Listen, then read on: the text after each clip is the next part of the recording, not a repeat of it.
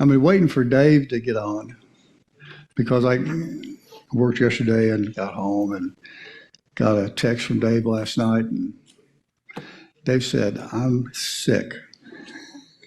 He had gotten something, I mean, pretty quick. He'd gotten something turned out. He can't, his nose is all messed up. He can't talk. He's coughing. He's out of all stress. He goes, I know I can't come. And I thought I was going to do Zoom. And then he goes, can you do something?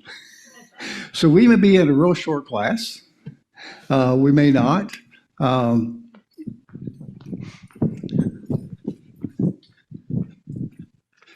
I thank Jen for redoing this, my handwriting, which you'll see on the other side.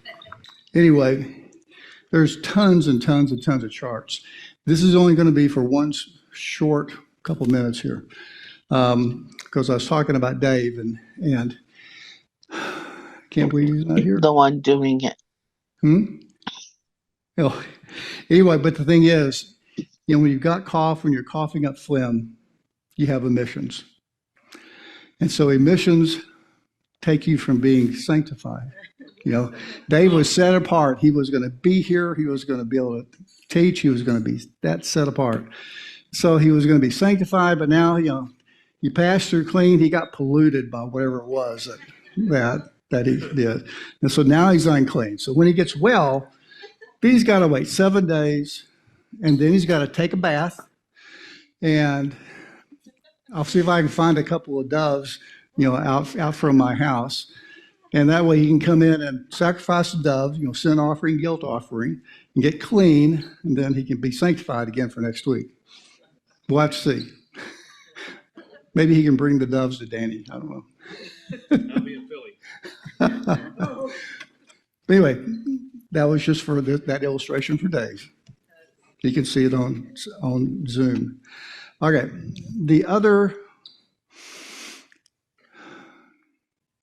what I'm doing today is kind of looking at the precursors when I started studying Leviticus. These are questions that came up in my mind of, how does it fit here? We know that it's in the middle of the Pentateuch, and it's considered the kind of crossover book. And, Dave talked about it being as this is the first book that Jewish people will, when the kids come up, this is the first thing that they read and they study and they dig into, and all the laws and everything. And it is a main theme about, how to be holy with God, how to be holy with, your neighbors, basically. How do you set yourself apart to be able to meet those goals, to meet those ways of being, basically.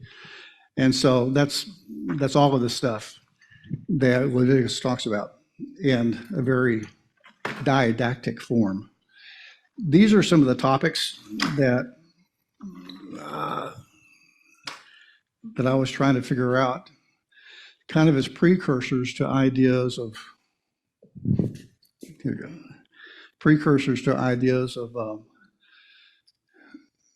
what are some of the deep, eddies and what are some of the undercurrents that are in Leviticus? And the first one that I came up with, why priest? And I want to go through, I need y'all's help in this because I'm going to ask a bunch of questions about that. The other is transcendence. And it's kind of serendipitous in that about a week and a half ago, Keller came up with another podcast. I don't know if Jen, if you listen, it's great in it, about the search for transcendence. So if you don't ever listen to Keller, this would be a good one to listen to because it ties in directly with what the atonement is. With, he takes Psalm 63 and King David and he says, "Look, God, you are my God," and he delves into that. Just first line, and I went, oh, now this makes, Leviticus makes a little bit more sense. And then in the garden, I always think everything starts in the garden, so I go back and look and see if I can find some ties. And then the idea of being present in the now, we see that in a lot of the rituals.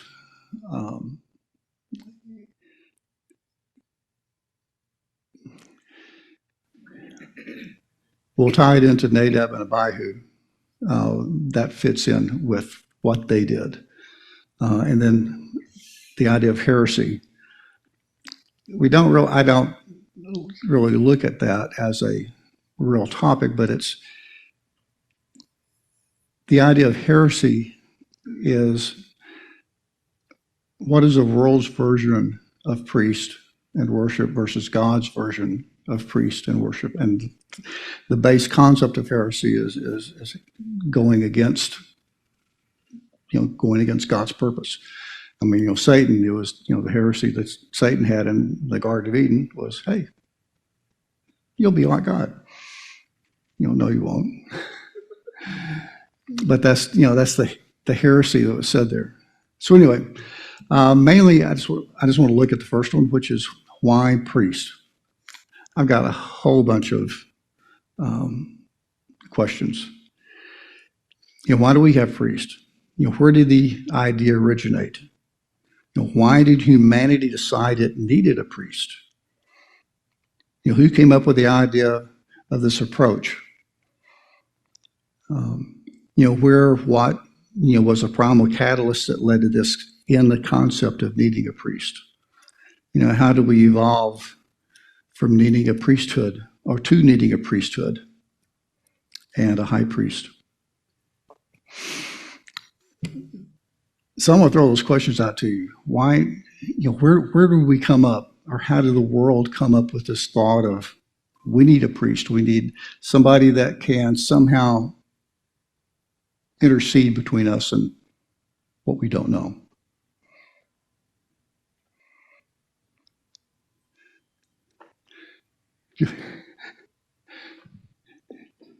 You got it.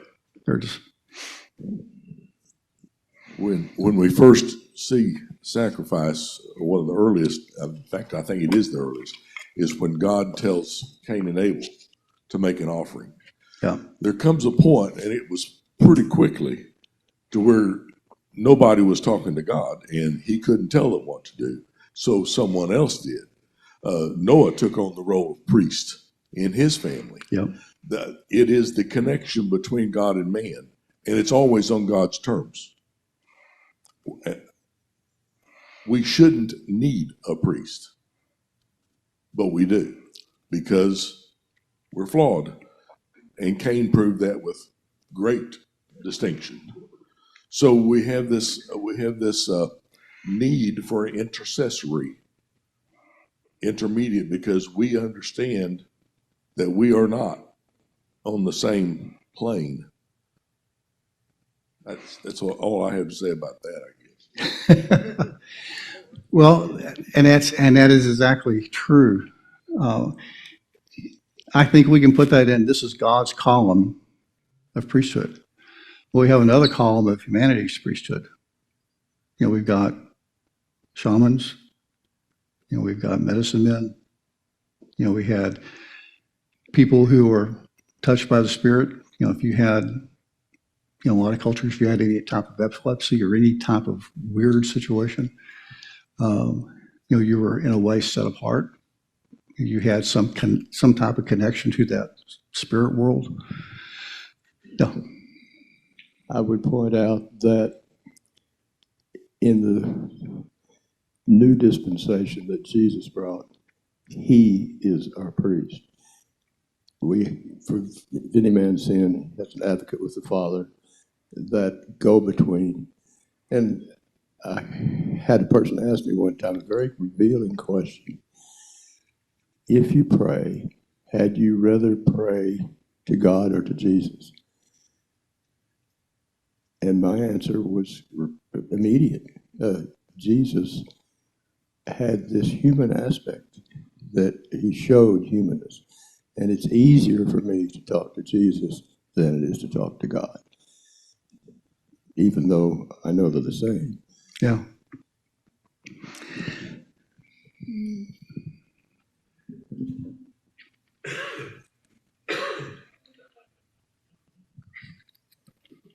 Won't be super helpful, but it was just last night, Fern and Amos and I were saying our bedtime prayers, and afterwards she said, "Why do you say in Jesus' name?" And I just went back to the Easter lesson. I said, because Jesus made a way. That's why he's why we can talk to God. And I want him involved too. Yeah.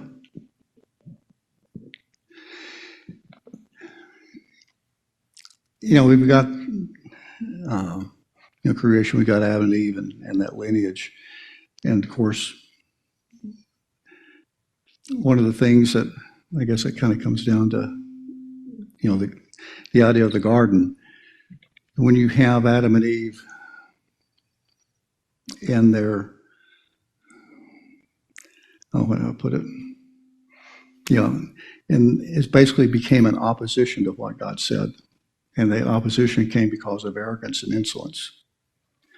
Because their decision became, oh, we know better. So there's the insolence, and that's the arrogance. And then we became opposed to what God's will was. Well, we know that there's a secular world out here. And you had tribes, you had groups, then you had civilizations.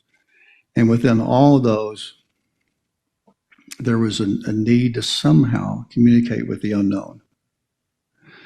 And the thing that I like about transcendence is that Michelle brought this up 3 or 4 weeks ago, the idea of dreams, how we have been affected by dreams, some visions, some understandings of things that happen that is outside those 5 senses.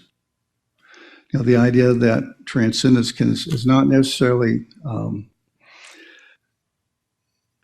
what we think of today. You see Star Trek, oh, we're going to go transcendence. We're in body, and all of a sudden we go into this energy form, and then we fly off.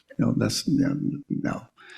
But it's to be, I know, but the idea is to be set apart, to go beyond what we are doing now, to be able to rise above what we have that we're experiencing, so we can transcend the experience. We can transcend what we're thinking, what we're doing.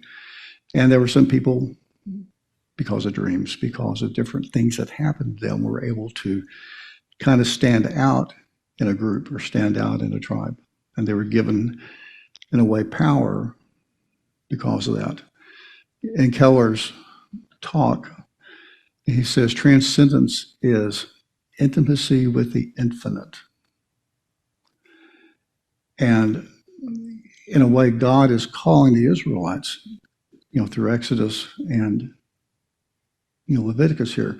I want you to find the intimacy with me, the infinite. And I want you to be able to, in essence, transcend this level of humanity that you've got. I want you to be set apart, and I want you to be able to take the idea of who I am to people. In essence, to represent God's character in the world. And so we come through, you got Egypt way back, 3,500 years ago. BC. When you first get the 2 kingdoms, the northern and southern kingdom brought together. The Pharaoh was considered a king. Well, he was considered kind of a transmutation of God. Was it Horus? I think that was the first one. Then they brought in the sun god into it, Amun. And you had this structure that comes up from, let's say, a priesthood, from a organized gathering of people that can, quote, do stuff. And it becomes a power structure, and the power structure then gets, as we see, Egypt became one of the great power structures from the idea of the leader being, i.e. God, or i.e. like a God. And so priest, when you looked at all the, where's I got my notes? When you look at these people, the shamans, the medicine men, said, when you look at observances that these people did, things that they did. It was a progression from placation because, we don't know what's going on. So let's placate the gods so that they don't wipe us out. And so then you have avoidance, again, trying to stay away, being taken care of. Exorcism. We don't think about exorcism as being a big thing in the old time, but it really was, because we call it sanctification now. But exorcism was going into getting rid of the evil parts of the good and evil duality. And so the priest or whoever they had, one of the big roles during this time was to exorcise buildings, houses, things like that, people. And so that has been a big, big thing. I mean, even today, it's still a big, big thing as a role of, these spirit managing people. Again, coercion, conciliation to the gods, and of course, sacrifice, atonement, and redemption. And the thing that I like about Michelle's stuff was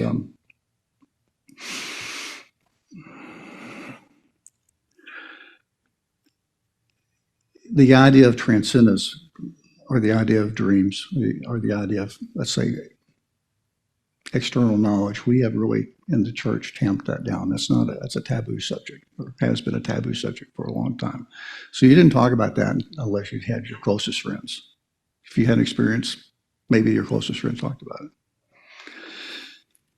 Well, I will tell about experience for me. A friend of mine and I, who's a psychiatrist, and he and I traveled a lot to do different psychology seminars. And one time we decided to go up and do a sweat lodge ceremony. It was cool. It was really neat. It was a fun thing to do. Then we saw some stuff, and then we went back to the hotel, and we sat down for 3 hours and did what's called guided imagery, where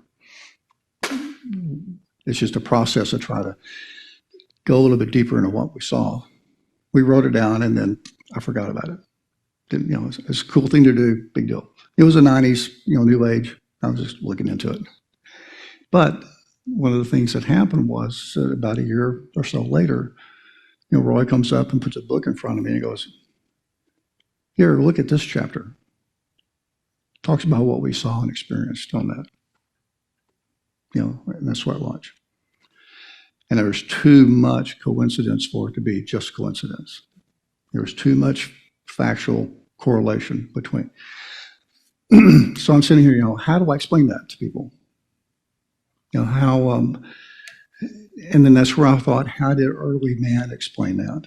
And so they came up with in the human side, a system, a way of trying to manipulate the gods. There's a Montague, I can't remember his first name. He has a quote that says, "Oh senseless man who cannot even create a worm. We create gods by the dozens." Something that we don't know, this unknown that we don't know, that we think has power over our lives. So the idea of this human priesthood is somehow to get power over the gods or over the spiritual world so that we don't get blasted. We can exercise evil, we can heal, we can do these other things. And then God comes along, like Gary said, God comes along and says, "Abraham, I'm going to pick you. We're going to start this process.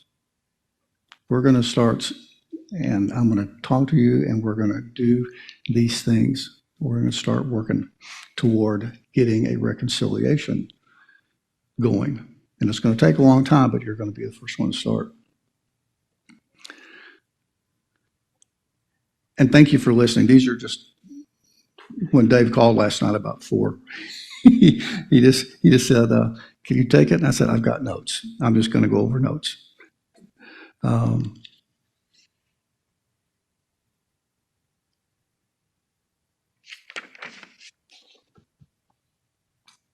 Yeah, one of the things I put down here is one common trait. One common trait of let's say, the human priesthood, is that to affect and direct power for the benefit of themselves and others. And to be able to do that, they had to be an intercessor to be able to move between the two worlds. You can do that. I mean, even now we still have peyote ceremonies with some, Southwest American Indians, because you're able to, through drugs, move into that, what's considered a spiritual world. Meditation, you got the Vedics in India, with the meditation, with the process that they have. There's different processes that people have come up with to say, I can move into the spiritual world, and therefore I can gain more knowledge. I can rise above everybody else because I know more, but that all turns into I'm able to have more power. They say it's more power over themselves so that they have quieter emotions, better abilities to exist. In the older times, people are trying to figure out, I want to live till tomorrow. I want my life to be better. So I'm going to go to somebody and I'm going to try to have them talk to whoever they talk to and say, do something and help me out. So it's almost a reason to, I'm going to, this system was set up to say, help me and help others, but control my fate for me. And I don't care about the others. That was a lot of stuff in the Romans, was the idea of, we talked about that a couple years ago, faith and hope. The idea of fate being a predestined, future, and trying to get around that. And, if you've got a life expectancy of 30 years, you want to have something a little bit better than that. And you want to be taken care of a little bit better. You don't want to have to go through the pain and suffering that people are going through. So,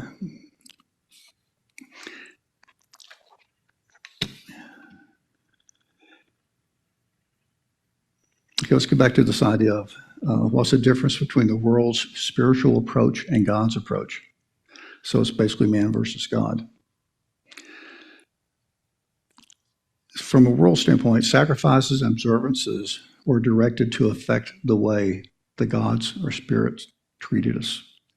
The guys say, hey, I'll do this, we'll do this, and then you please, you do that, what we need, and make my life better. That was the contract. They wanted intimacy, to control outcomes. God's approach is, after Abraham, God flips that, just turns it 180. And he flips his human narrative, his narrative. He says, I will call you out and set you apart.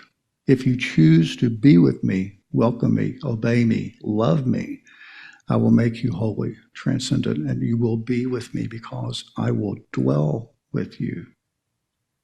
He said, but more so, I am yours forever.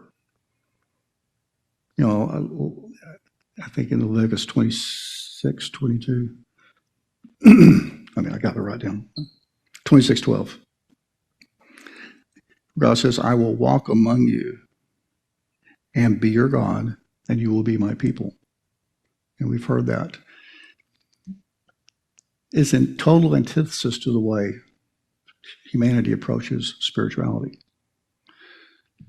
He says, I will be with you. I will come down. You don't have to go through this supplication of trying to get me or coerce me to treat you well. I want to do that. All you got to do is love me, be with me, be my people. I'm going to take you to a land, and it's going to be glorious. You're going to have rest. And of course, Israel messes up all the time. But the idea is there. And like, Laura, she said, it's culminated within, Christ and what Christ does. And then, love that God gives us through Christ and the benefits that he bestows on us through Christ.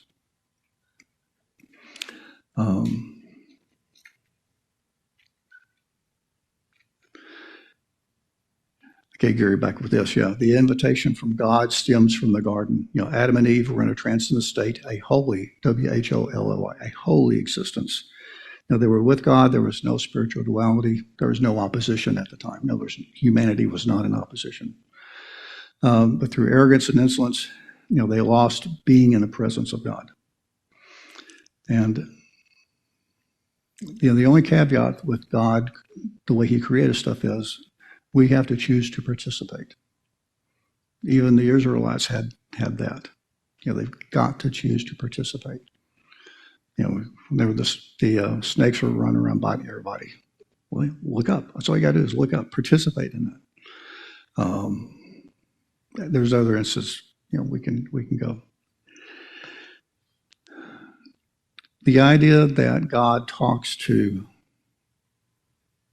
people is really reinforced in the Leviticus because there's a whole bunch of times. There's a mantra where you'll read something that says, "And God said to Moses," and then you'll go down, "And Moses did what God said." And God said to Moses, and Moses did what God said. You've got this communication that's going on all the way through Exodus and Leviticus here that shows how God is trying to pull people just to obey. It's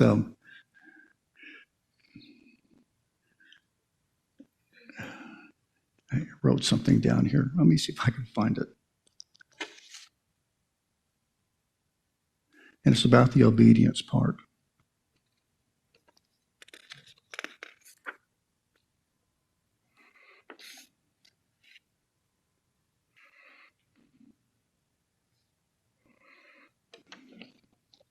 That's what happens when you have too many notes.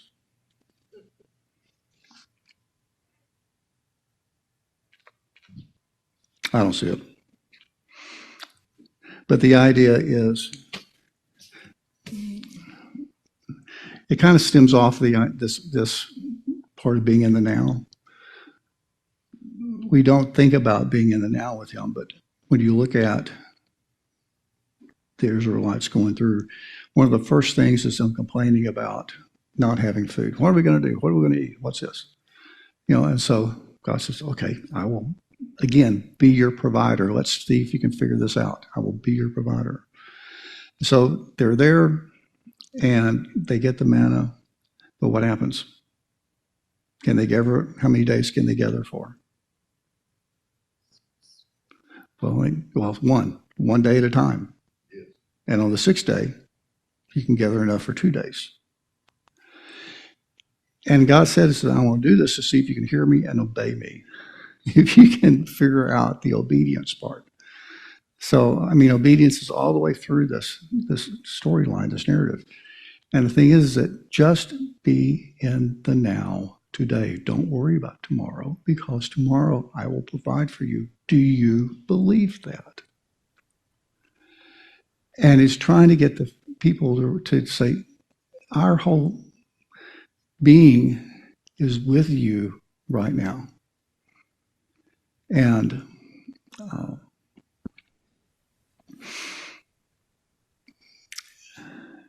I have problems with that. I still cannot do that very well. When I wake up in the morning, I'm running for throughout the day and planning for tomorrow and doing some other stuff and getting things going. That's necessary things, but I don't sit back and just enjoy right now. I don't enjoy that because I'm always somewhere else. I'm gathering more manna for tomorrow. Yeah.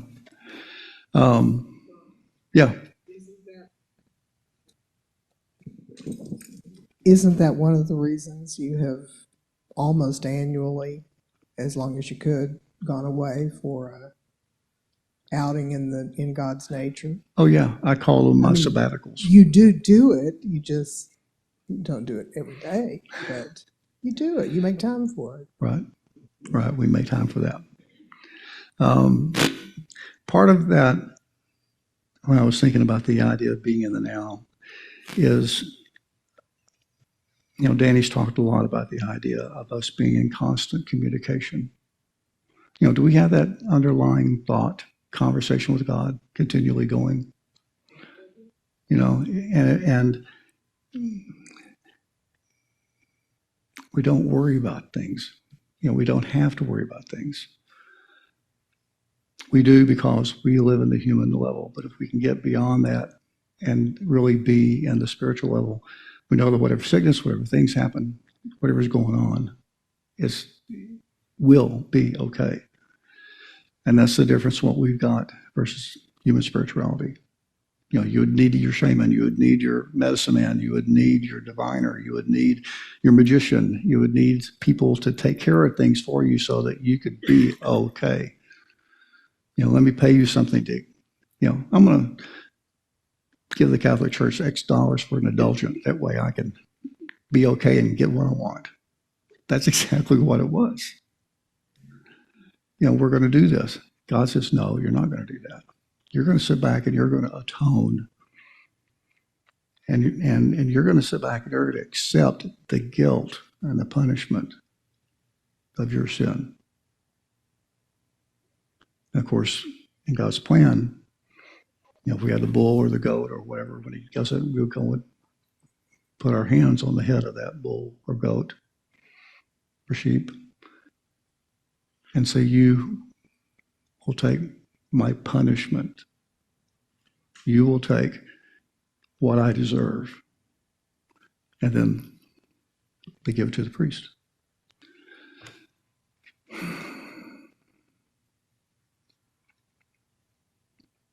There was a lot more here than I ever thought.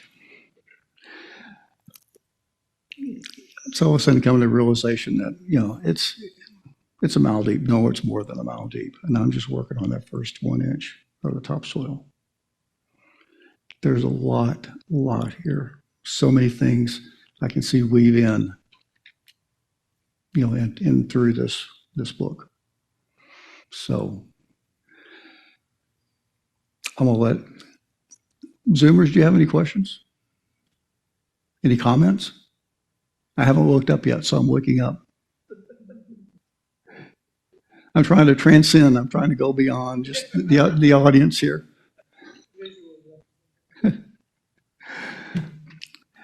Anyway, that's some of my precursor thoughts and the way I looked at this. Like I said, the idea of God combating, the heresy of the world. By this is the way you do it. This is the way it is. Be able to be present, and I like what Danny's sermon was last week. 1 Peter, first line. Where is it?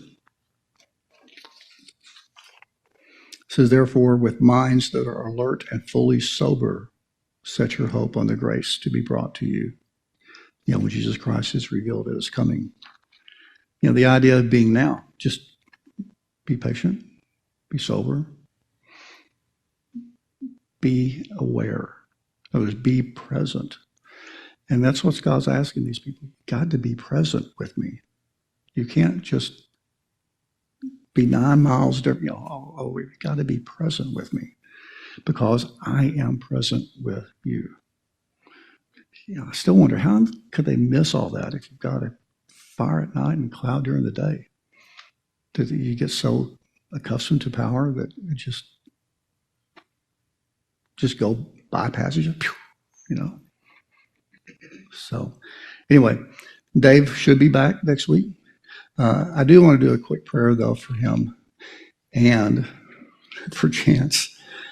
I don't know if you got to hear Fern brought home foot and mouth disease. And, if you could, 1 to 10, you're usually about a 1.45, not too bad. Chances like he's pegging on 9.5. He is not happy. Has just a lot of pain, a lot of problems. And so if we can just ask God this is part of our priesthood. We do get to ask for things. And then God says it's okay to do that. We're not trying to manipulate. We're not trying to coerce. We get to say, hey, you're a father and we get to ask you because of that. It's an entirely different thing than what the human spirituality has. So, anyway. Father, thank you so much for letting us to come to you as your sons and daughters, for us to be able to know that you have taken away our sin and taken away the punishment for our sin. We get to express joy, wonder.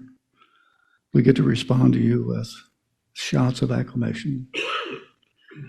And because of that joy, we can also say and ask, be with Dave, be with as he's getting better, tries to get better. If he's not on Zoom today, he's feeling pretty cruddy. And be with Chance, help him heal, help him not get any worse, help him get past this, give him the strength and the patience to be able to endure this and to live through it. Take care of him as quickly as possible. And we do ask in your Son's name, we do ask in the power of that name. And we ask in the confidence that you hear. Amen.